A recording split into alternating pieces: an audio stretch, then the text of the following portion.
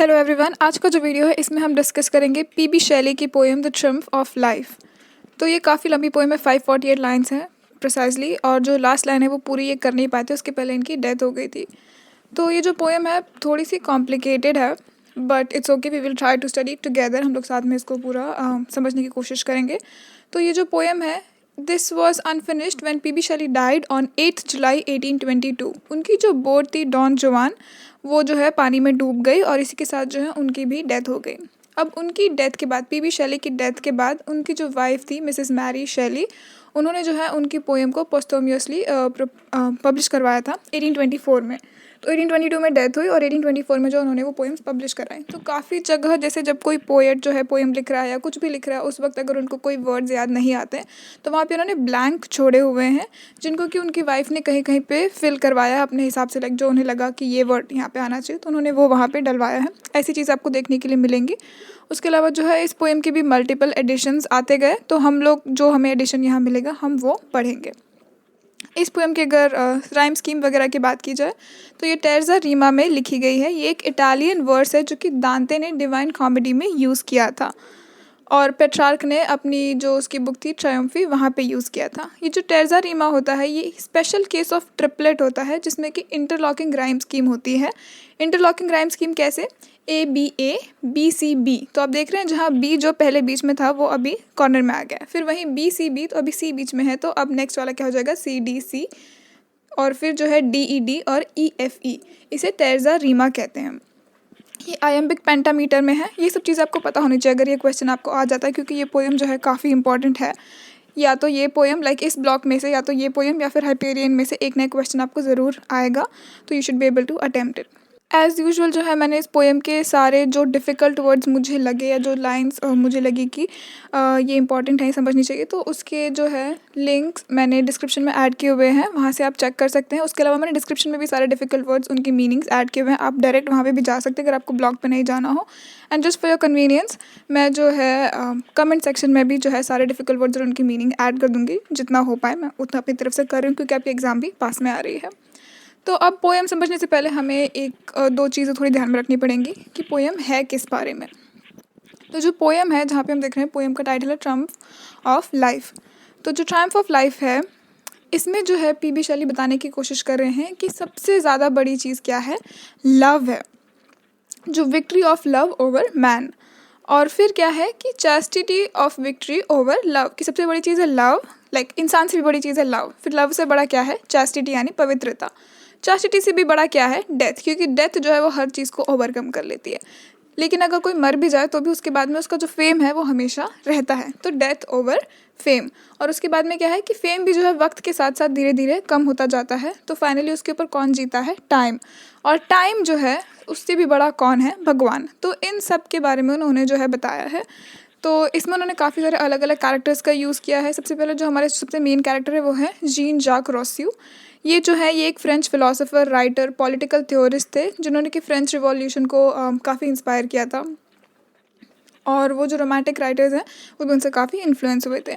तो जो है ये जो रोस्यू हैं, इनका हमें लाइक वो आते हैं पोएम में आफ्टर लाइन 40, लाइक लाइन 41 से उनका एंट्रेंस होता है, फिर वो बताना शुरू करते हैं कि ऐसा है वैसा है। तो पोएम एक्चुअली ऐसे डिवाइडेड नहीं है किसी भी पार्ट्स में, लेकिन आपकी इग्नू की बुक्स में भी उन्होंने उसको 5 हिस्सों में डिवाइड किया हुआ है। और बाकी भी मैं जहाँ देख रही थी विकिपीडिया वगैरह से, मुझे क्योंकि इसके नोट्स और एनालिसिस मिलना थोड़ा मुश्किल हो रहा था, तो जहाँ जहाँ से मुझे जो इन्फॉर्मेशन मिला, तो उन्होंने जो है इसको 5 हिस्सों में डिवाइड किया है। तो सबसे पहला जो है लाइन 1 to 40, जो कि इंट्रोडक्शन है, जहाँ पे जो नरेटर है वो खुद को इंट्रोड्यूस कराते हैं। He explain that is untold personal crisis must remain untold. वो जो है एक ड्रीम विजन के बारे में बता रहे हैं, बट लाइन 1 to 40 जो है हमें उतना कुछ क्लियर कट आंसर नहीं मिल रहा है कि एक्चुअली हो क्या रहा है। सो लाइन 1 to 40 इसके बारे में है। तो जब मैं लाइन 1 to 40 डिस्कस करूँगी, don't just leave the video in between की कुछ समझ नहीं आ रहा है, क्योंकि जो पोएट है वो खुद ही नहीं चाहता है इस वक्त कि आप कुछ समझे, क्योंकि वो जो है जो भी उसकी पर्सनल क्राइसिस है वो चाहता है कि वो छुपी रहे। फिर लाइन 41 से 175 जो है, यहाँ पे जो है the visionary triumphant pageant is described, यानी जो पैजेंट है उसको उन्होंने पूरा डिस्क्राइब किया है। फिर जो लाइन 176 है, वहाँ से जो है जीन जाक रोस्यू जो है वो आ जाते हैं, और फिर वो जो है अपने अपने बारे में से बताने लगते हैं कि ऐसा ऐसा हुआ, फिर वैसा हुआ, फिर जो भी कुछ चीज़ें वो उसको डिस्क्राइब करते हैं, लाइन 176 से लाइन 295 तक। और उसके बाद में जो है लाइन 296 से जो रोस्यू है वो अपनी खुद की स्टोरीज बताते हैं, लेकिन एलेगोरीज में। एलेगोरी में मतलब कि उसको सीधे सीधे नहीं बताना। जैसे मैं बोलूँगी कि मैं मार्केट गई और मैं वहाँ से दूध खरीद के लाई, इसकी जगह मैं उसको कुछ और थोड़ा घुमा फिरा के थोड़ा डेकोरेट करके पोएटिक वे में बताऊँ। तो उस तरीके से जो रोस्यू है वो अपनी लाइफ की स्टोरी एलेगोरिकल वे में बता रहे हैं। और फिर फाइनली लाइन 544 से 548 जो है वहाँ पे वो पूछ रहे हैं कि लाइफ असल में है क्या। तो ये जो है उसको 5 हिस्सों में डिवाइड किया हुआ है। और अब जो है मैं लाइन बाय लाइन डिस्क्रिप्शन जो है पोएम जो है ट्रांसलेट करना शुरू करूँगी। थोड़ा कॉम्प्लिकेटेड हो सकता है, लेकिन एग्ज़ाम पॉइंट ऑफ व्यू से काफ़ी इंपॉर्टेंट है, so do not leave this poem. और क्योंकि ये पोएम काफ़ी बड़ी है 548 लाइन्स की, इसलिए मैंने इसको पार्ट्स में डिवाइड किया हुआ है ताकि आप भी थोड़ा ब्रेक ले लेके समझ पाएँ। तो बिना किसी देर के हम अब जो है पोएम शुरू करते हैं। उसके पहले एक और चीज़ याद दिला देती हूँ कि ये जो पोएम है लाइक अगर आप डालेंगे ट्रायम्फ ऑफ लाइफ तो आपको मोस्टली जो है ऑल पोएट्री या ऐसे कुछ वेबसाइट से आपको जो है पोएम मिल जाएगी। वो भी है लाइक अच्छी चीज़, आपको पोएम मिल जाएगी, लेकिन उसमें जो है आपको लाइन नंबर नहीं मिलेंगे। पूरी पूरी पोएम लिखी होगी जो लाइक एक के नीचे एक लगातार लिखी हुई है।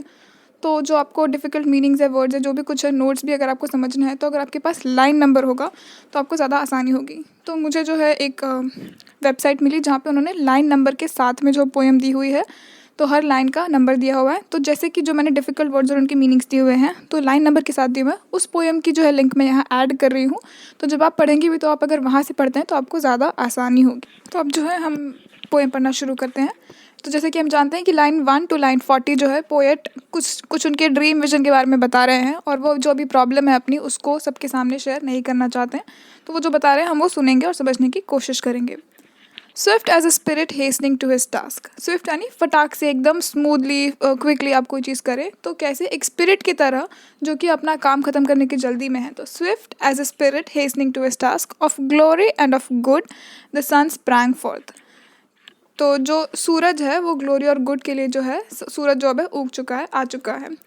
Rejoicing in his splendour and the mask of darkness fell from the awakened earth. तो जो सूरज है वो आ चुका है और जो मास्क ऑफ डार्कनेस है जो अर्थ के ऊपर, यानी जो अंधेरा था अभी तक, रात का वक्त चल रहा था, वो चला गया और उसने अब अर्थ को जो है जगा दिया है। The smokeless altars of the mountain snows famed above crimson cloud. पहाड़ों के ऊपर जो बर्फ़ जमी हुई है अब उसके ऊपर जो क्या है क्रिम्सन यानी लाल लाल रंग के जो अब बादल हैं वो छा गए हैं। जब सुबह होती है तो थोड़ा ऑरेंज ऑरेंज सा माहौल हो जाता है, उसकी वो बात कर रहे हैं। And at the birth of light the oceans orison arose. और अब क्योंकि जो लाइट है उसका जन्म हो रहा है यानी सुबह हो रही है, तो जो ओशन का ओरिसन जो है, ओरिसन यानी प्रेयर होती है, तो जो ओशन है वो प्रेयर कर रहा है। Oceans orison arose to which the birds tempered their matin lay. मैटिन जो है ये एक तरीके का सर्विस होता है। इंग्लैंड की जो चर्च जो होती है वहाँ पे जब कोई सर्विस के लिए जाते हैं, प्रेयर्स के लिए जाते हैं, तो क्या है कि अब जो सुबह हो रही है तो ओशन के ऊपर जो प्रेयर बोली जा रही है, जो पक्षी हैं वो भी जो है अपनी सर्विस के लिए जो है वो मतलब सर्विस में गए हैं और प्रेयर बोल रहे हैं। तो जो पोएट है यहाँ पे एक बहुत सुंदर सेटिंग सजाने की कोशिश कर रहे हैं कि सुबह हो गई है, कैसे ऑरेंज ऑरेंज बादल है, जो ओशन है वो भी ऐसे कर रहा है, जो लाइट का पहला किरण है उसको उन्होंने बर्थ ऑफ लाइट बोला है। तो वो सब सुंदर सुंदर जो उनके आसपास हो रहा है उन चीज़ों को बता रहे हैं। All flowers in the field or forest which unclose their trembling eyelids to the kiss of day। यानी कि जो सारे फूल थे वो भी बंद हो चुके थे, जो जंगल है वो भी सब बंद हो चुके थे। अब जो है अपनी आंखें जो है आईलिड्स यानी पलके जो है वो उन्हें थोड़ा थोड़ा करके ट्रेम्बल करना यानी कपकपाना, वैसे करके वो खोल रहे हैं। To the kiss of day यानी जो दिन की शुरुआत है उसके किस से, यानी सुबह की जो शुरुआत है उस पर वो अपनी जो पत्तियाँ हैं वो सब खोल रहे हैं। Swinging their censers in the element. A censer is a vessel in which incense is burned. यानी जहाँ पे जो अगरबत्ती हम जलाते हैं, इंसेंस जलाते हैं, उसको सेंसर बोलते हैं। तो वो जो है जो पक्षी है, ये जो फूल पत्ती ये सब जो है उठ रहे हैं और जो अगरबत्तियाँ हैं वो जल रही हैं। With orient incense lit by the new ray. जो ओरिएंट इंसेंस है वो इस नई किरण के साथ में जग रही है। Burn slow and inconsumably and sent their odorous sighs up to the smiling air. और फिर ये जो इंसेंस यानी जो अगरबत्ती की धीरे धीरे जल रही है और जो अपनी खुशबू है वो ऊपर स्माइलिंग एयर में, ओडर यानी जो खुशबू होती है, कोई भी स्मेल होती है उसकी वो बात कर रहे हैं, तो वो जो है अपनी खुशबू को स्माइलिंग एयर, जो हवा भी है वो मुस्कुरा रही है, उसमें भेज रहे हैं। And in succession due did continent isle ocean and all things that in them wear the form and character of mortal mould. और इसी सक्सेशन में जो है कॉन्टिनेंट, जो आइल्स है, वो जो ओशंस हैं और सारी चीज़ें जो है जो उन्होंने जो पहन के रखी है ये मॉर्टल मोल्ड में, मॉर्टल यानी जो मर जाते हैं और इमॉर्टल यानी जो अमर हैं। तो जो भी फॉर्म्स और कैरेक्टर जो कि मॉर्टल मोल्ड यानी हम लोग सब जो इंसान कह लीजिए आप, जो हम मॉर्टल ढांचे में हैं, लाइक जो हमारा शरीर है ये मॉर्टल है, मर जाएगा। तो ये जो इस मॉर्टल मोल्ड में है वो उनकी बात कर रहे हैं। Rise as the sun their father rose, वो लोग भी सब उठ रहे हैं जैसे कि सूरज जब उठ रहा है। सन यानी उनके जो पिताजी हैं, जो सूरज जो उनके पिताजी हैं वो उठ रहे हैं, उनके साथ ही ये जो मॉर्टल मोल्ड है ये भी सब उठ रहे हैं। To bear their portion of toil which he of old took as his own and then imposed on them। अब ये लोग जो सब हैं ये उठ रहे हैं, टॉयल यानी मेहनत करना, तो ये लोग सब उठ रहे हैं to bear their portion of toil यानी अपने अपने हिस्से की जो मेहनत है, अपने हिस्से का जो काम है वो उसे कर रहे हैं। Of which he of old took as his own and then imposed on them, यानी जो उनके हिस्से का काम है जो उसने उन्हें दिया हुआ है वो उन्हें कर रहे हैं। अब जो आप देख रहे हैं कि सुबह हो चुकी है, सब लोग उठ रहे हैं, पक्षी, फूल, पत्ते, पहाड़, झरने, सब पेड़, सब हर कोई जग रहा है, इंसान भी जग रहे हैं। अब पोएट क्या कह रहा है? बट आई, ये सब तो जग रहे हैं लेकिन अब क्या हो रहा है? बट आई, जो पोएट है वो कह रहा है लेकिन मैं, whom thoughts which must remain untold। अभी यहाँ से हमें क्या पता चल रहा है? जो मैंने आपको बताया था कि जो पोएट है वो नहीं चाहते हैं कि उनके मन में जो चल रहा है, जो भी विचार हैं, जो भी परेशानियाँ हैं, वो अभी लोगों को नहीं बताना चाहते हैं। तो इसीलिए वो कह रहे हैं whom thoughts which must remain untold, कि जो मेरे जो थॉट्स है it should remain untold, वो मैं नहीं बताना चाहता। had kept as wakeful as the stars that gem the cone of night, now they were laid asleep। अब ये जो कोन ऑफ लाइट है इसके लिए क्वेश्चन दिया हुआ है इग्नू की बुक में कि ये कोन ऑफ लाइट से क्या मतलब है पोएट का। तो इसका आंसर जो बुक में दिया मैं वैसे ही रीड कर रही हूँ।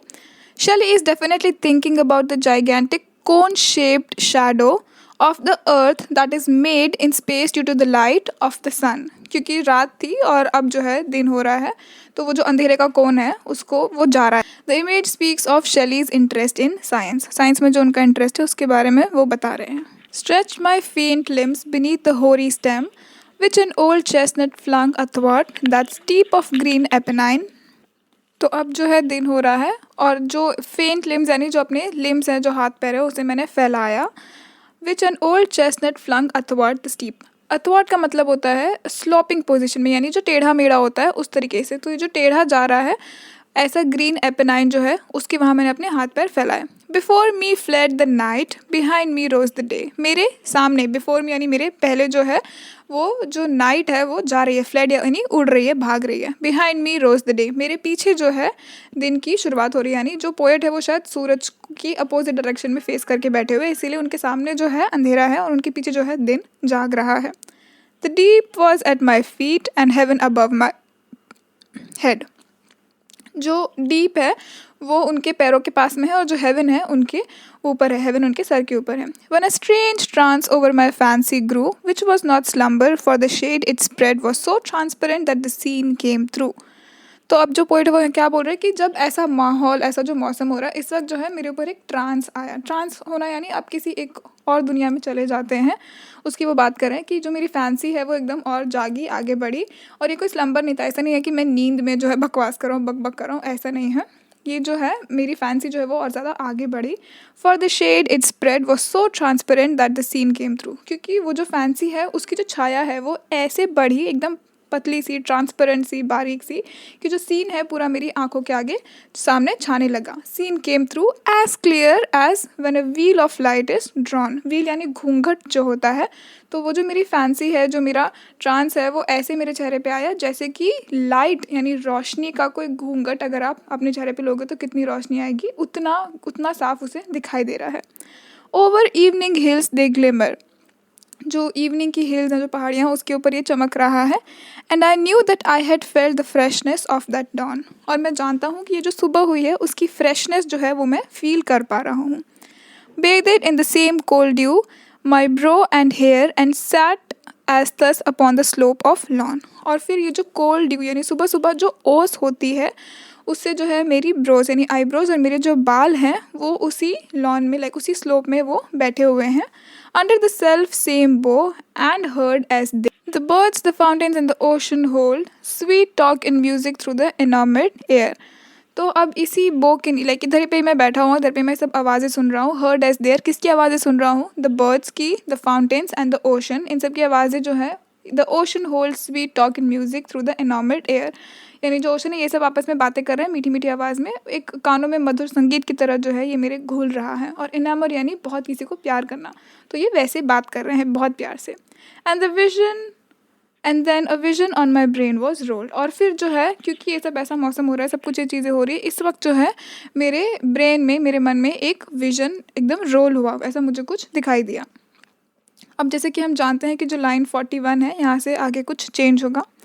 As in the trance of wondrous thought I lay, this was the tenor of my waking dream. तो अब जैसे कि इस ट्रांस में जो है मैं लेटा हुआ हूँ, इस ट्रांस लाइक स्टेट में मैं लेटा हुआ हूँ, तो जो है this was the tenor of my waking. जो टेनर है, this is the highest peak of the ordinary adult male range, यानी जो आदमियों की आवाज़ होती है वो थोड़ी उसको बैरीटोन हम बोलते हैं, जो थोड़ी अलग होती है लड़कियों की आवाज़ से, तो उसमें वो जो हाईएस्ट रेंज वो पहुँच सकते हैं वो होता है उसका tenor. So this was the tenor, यानी उसकी वेकिंग ड्रीम का, वो जगते हुए जो सपना देख रहा है उसके हाईएस्ट पॉइंट पे वो पहुँच चुका है। Methought I sat beside a public way, मुझे ऐसा लगा कि मैं पब्लिक वे के पास में बैठा हुआ हूँ। Thick strewn in summer dust and a great stream of people that was hurrying to and fro. और क्योंकि वो पब्लिक वे में बैठे हुए हैं, यानी पब्लिक का जो लाइक जो रास्ता, सड़क मान लीजिए, स्ट्रीट मान लीजिए, वहाँ वो बैठे हुए हैं। Thick strewn with summer and dust, जो रास्ता है वो पूरा समर और धूल से भरा हुआ है। और जो लोग हैं they are hurrying to and fro, आगे पीछे लाइक कुछ लोग आ रहे हैं कुछ लोग जा रहे हैं, आगे पीछे बहुत जो भीड़ है वहाँ पे चल रही है। Numerous as gnats upon evening gleam. So gnats का मतलब होता है एक मक्खी की तरह समझ लीजिए, मस्कीटो की तरह एक कीड़ा टाइप का कुछ जो है उसे gnats कहते हैं। तो ये जो न्यूमरस gnats यानी बहुत सारे जो gnats हैं ये भी इस इवनिंग ग्लीम के आसपास घूम रहे हैं। All hastening onwards yet none seem to know whither he went or whence he came। अब सभी लोग जो है ये सब लोग आगे बढ़ रहे हैं, भाग रहे हैं, जल्दी में हैं, बट फिर भी कोई जानता नहीं है। Yet no one seem to know whither he went, कि वो कहाँ जा रहे हैं, और whence he came, या फिर वो कहाँ से आ रहे हैं, और why he made one of multitude, या फिर ये जो वो सब कुछ कर रहे हैं ये वो क्यों कर रहे हैं। Yet so was born amid the crowd as through the sky one of the million leaves of summer bear। Bear का मतलब होता है एक टेबल लाइक मूवेबल फ़ैन, जैसे कि एक टेबल फ़ैन होते हैं हमारे जो मूव करते हैं, उसे बियर कहते हैं। तो ये लोग जो हैं, इन लोगों को एक मिनट के लिए भी वक्त नहीं है सोचने का कि ये जो गर्मी के मौसम में ये जो पंखे की तरह चल रहा है, ऐसा जो आसमान है उसकी तरफ देखे या कुछ विचार करें, नहीं। ये लोग जो सब हैं लोग, ये सब बहुत जल्दी में है अपने अपने कामों की। Old age and youth, manhood and infancy mixed in one mighty torrent did appear. तो वो कह रहे हैं कि बूढ़े लोग, यूथ यानी जवान, जो आदमी है, बचपना है, सब कुछ बच्चे, सब लोग जो हैं mighty mixed in one mighty torrent यानी जो तूफ़ान आता है उसकी वो बात कर रहे हैं। तो ये सारे लोग जो है इनके झुंड के झुंड जैसे कि तूफ़ान की तरह आ रहे हैं यहाँ से और पास हो रहे हैं, और जो है उनमें से किसी को भी मतलब फ़र्क नहीं पड़ रहा है कि वो कहाँ से आ रहे हैं, कहाँ जा रहे हैं। वो जो लोग हैं वो बहुत बिजी हैं अपनी लाइफ में। Some flying from the thing they feared and some seeking the object of another's fear। अब ये जो लोग हैं, ये जो यहाँ से वहाँ जा रहे हैं, ये जो है कुछ जो है जिन चीज़ों से उन्हें डर लगता है उससे वो दूर भागने की कोशिश कर रहे हैं, और जो कुछ लोग हैं जो दूसरे लोग, जिन मान लीजिए मुझे किसी चीज़ से डर लग रहा है तो मैं उससे दूर भागने की कोशिश कर रही हूँ, और वही जो आप है उसी चीज़ को ढूंढने की कोशिश कर रहे हैं। Seeking the object of another's fear, क्योंकि हो सकता है जिस चीज़ से मुझे डर लगता है वो चीज़ आप चाहते होंगे अपनी ज़िंदगी में, आप उसे पाना चाहते हैं, तो इसकी वो बात कर रहे हैं। And others as with steps towards the tomb poured on the trodden worms that crawled beneath। और बाकी जो लोग हैं वो steps towards the tomb यानी जो जहाँ लोगों को दफनाया जाता है उसकी वो बात कर रहे हैं। उनकी कब्र की तरफ ये लोग आगे बढ़ रहे हैं, जहाँ से कि worms जो है, worms यानी जो इल्लियाँ होती, कीड़े जो होते हैं जो खाते हैं लाश को, वैसा समझ लीजिए। तो वो जो जो worms है वो क्रॉल कर रहे हैं यानी बाहर निकल रहे हैं, कुलबुला रहे हैं, कुलबुलाना जैसे कहते हैं। And others mournfully within the gloom of their own shadow walked and called it death। और वहीं कुछ जो है mournfully यानी दुख भरे तरीके से within the gloom, उसी दुख में वो लोग जो है इस shadow की तरफ walk करते हैं, उसकी तरफ बढ़ते हैं, और उसे death कहते हैं। इस चीज़ को वो death कहते हैं, मृत्यु कहते हैं। And some fled from it as it were a ghost. तो वो बता रहे हैं कि लोग जब मरते हैं तो किस किस तरीके से मरते हैं।